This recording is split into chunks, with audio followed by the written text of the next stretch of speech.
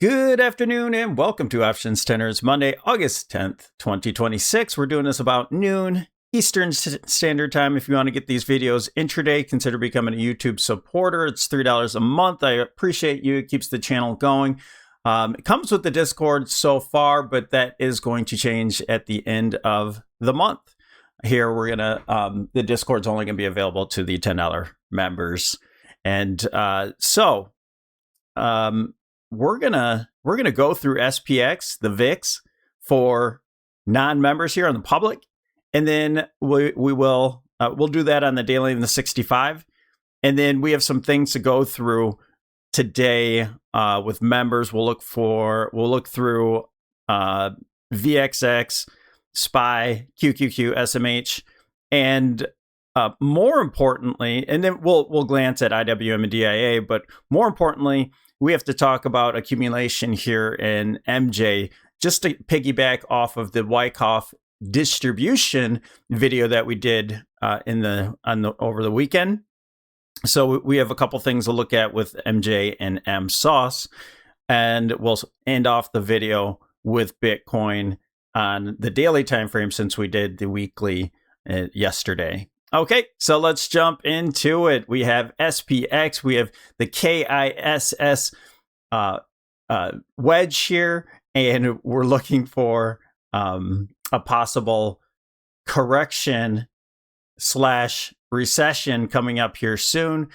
Now, you obviously see where my arrows are going. I do think this is the case, but due to the analysis we did yesterday, we still have to appreciate the fact that we could have one more high, okay, after we correct. And I'm still going to have this up here. So the game plan, if we have this type of movement where we test the trend line, which is the 50 moving average on the weekly, we're clearly going to get a reaction off of that. It makes sense. But what happens is what happens after, and that's the bounce. Okay, sorry about all those boxes. But the bounce afterwards, we're going to be underneath that 8 and the 20. So my guess is that we'll bounce off of here, test that 8 and the 20, and that's when we'll have to know. And you have all of this trade here. Remember, that's when we'll kind of know whether we're going to head lower and break down or not off of this bounce. It's going to be very important. But I'm very confident in getting this reversal at minimum in order to test the bottom of the wedge, make it a valid wedge, and then whether the bounce fails or not, that's going to be the big question in going into the future. Okay, the 20 is our most important moving average in the time frames that we trade from. At least I trade from. Excuse me. And then notice that we never even lost the 8 EMA in this entire move here. Sideways, pushed up off of it, and we broke out. Although I thought we'd break down, that's not according to our timing cycles. We still have this event that needs to occur to where we're going to make some lows coming up in the near future. Okay, and then we'll see what happens after. So why are we saying, hey, we could have another high? There's a couple reasons. One of them mainly being that it's very typical for the market to be bullish after an election, midterms. Bearish before, bullish after. That information I did post in the Discord, and so that's available there under fundamentals. And but it doesn't have to. That's just, I guess, quote unquote, sort of a seasonality type play. It could fail, and maybe the market's disappointed with the outcome that happens, and it ends up breaking down. So, and that's fine. We stick mostly to the charts here, so our charts will tell us what is happening from price action. Now, today, earlier in the Discord, I posted that there's likely not a whole lot that's going to happen here. today, and we use this economic calendar here. There's also a calendar in your there's also a calendar in the Thinkorswim as well. We can look at, but really today there's not a whole lot of action happening here. And then we'll look at the buyback announcement. You have one of the Fed chairman or Fed speakers here. You have existing home sales, but I think what's going to happen is price is not going to go, maybe float to go higher into CPI. And then CPI, we may get this pop. PPI, we may get the drop. It often happens like that. It doesn't have to happen in that order. It could be drop and then pop, blah, blah, blah. But we should see the market start to move after these data points here. Now, retail sales is on Friday, so that also could affect what's happening in the market. So the big thing that could come about with that is the fact that everybody's watching the Fed right now. So this isn't something that I go through often, but we have a September Fed meeting on the 16th, and we're looking at the Fed having a likely situation where we're going to get a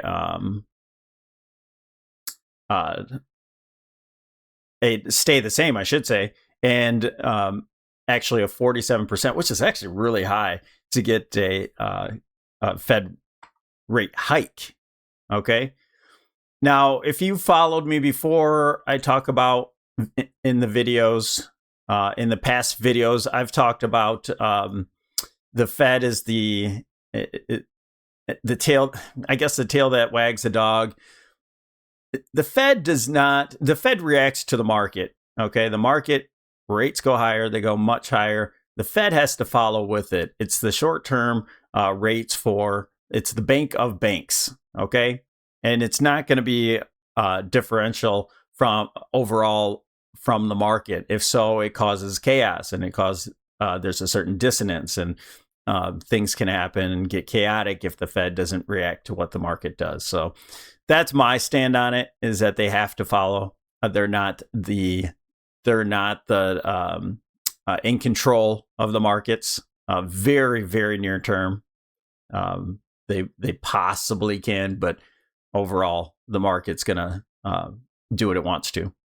All right, enough of that. Let's finish off here. So we have our wedge. We're getting near the top of the wedge, and I have it lined up there to where the top's actually in.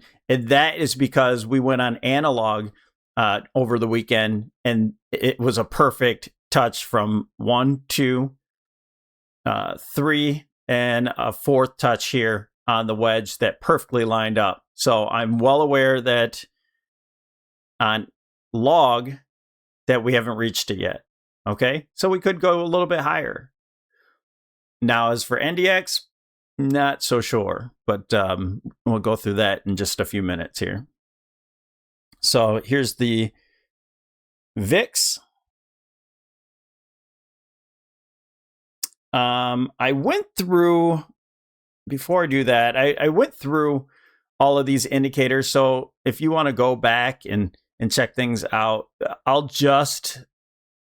there's all those divergences and things like that, but I'll just mention that in the very near term, we could either just be overbought on a little bit of a move higher, or we can get a little negative divergence there we already have the longer negative divergence, but in the very near term, we could get from this peak to this peak. So we certainly will on the 4-hour and the 2-hour and the 65, but we'll be looking on the daily time frame to see if we can get that confirmation there. Other than that, I don't need to go through all those things once again. And as for the VIX, this is our timing.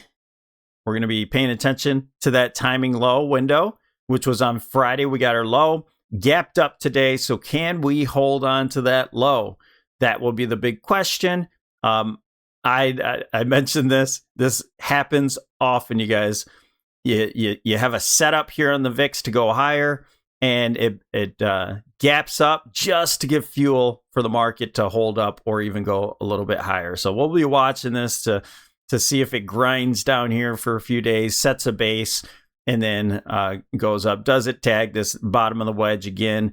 Well, we'll see. We had our VIX cycle low window, and then we're in a rising phase here on a minor cycle, and we'll see what happens on this major, on the dominant cycle, if we get a higher low or if we're getting a lower low and the market is for some reason screaming to the upside or so. I'd lean over so that we'll get a pop out of here sometime this week and maybe pull back into it's the 23rd. That's the ideal window. So a couple weeks from now. All right. Zooming through, we have SPY on the 65.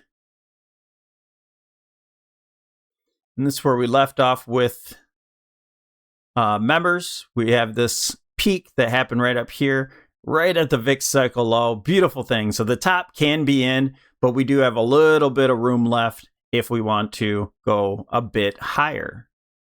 All right. There's not only that, but there's a Fibonacci that's right up there as well. So what you can do is you can take your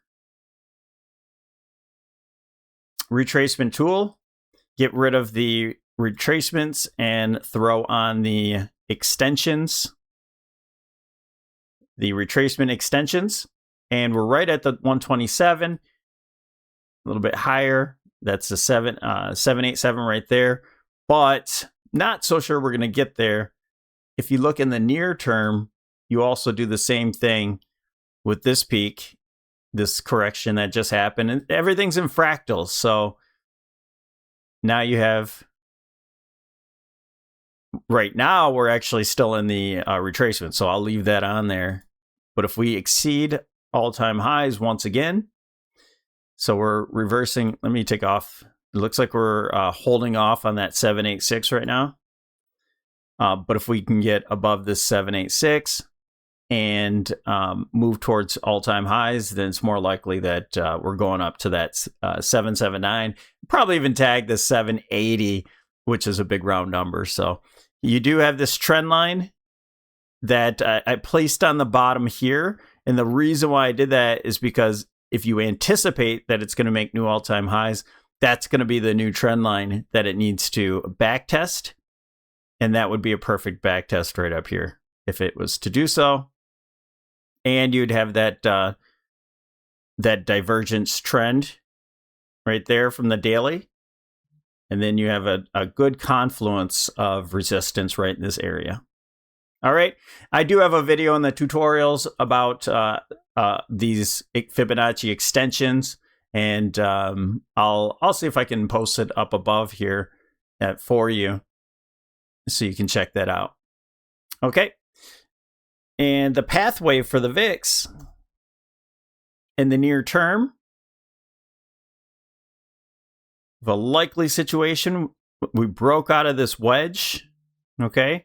But now we're back testing the wedge. So in my opinion, it's highly likely we closed that gap. It's highly likely that we're gonna hold on to those lows, and we'll eventually work our way. You know, it could be gap up and crap, gap, crap, form ourselves some market structures to the upside. We need to get higher highs and higher lows before we can actually start taking off. It's not usual when you have a low and you just go straight up at that point. That's a very low probability situation. Usually you need to form higher highs, higher lows, get things moving and momentum to the upside, and then you can start to break out. So we have our wedge here. I know that on the daily time frame, you can use this wedge with the wick, but right now we're using these bodies. All right, getting real tight here, broke out, back test. We should form a base. And then if you notice, this is something like a left shoulder, head, right shoulder, inverse head and shoulder. And we may look something like that, just like this one. Left shoulder, head, right shoulder, boom. Okay. And then the bigger scheme of things, I didn't mention it, but this is because we made a new low in the recent time frame. On the daily, I had all those lows lined up, And then I also had a larger wedge form from that. Okay, so if you take that peak right there, that's fine, but we have a lower low right there, so we'll use this one to break out of. Okay. Netflix is moving there. All right, so that's it for the public video.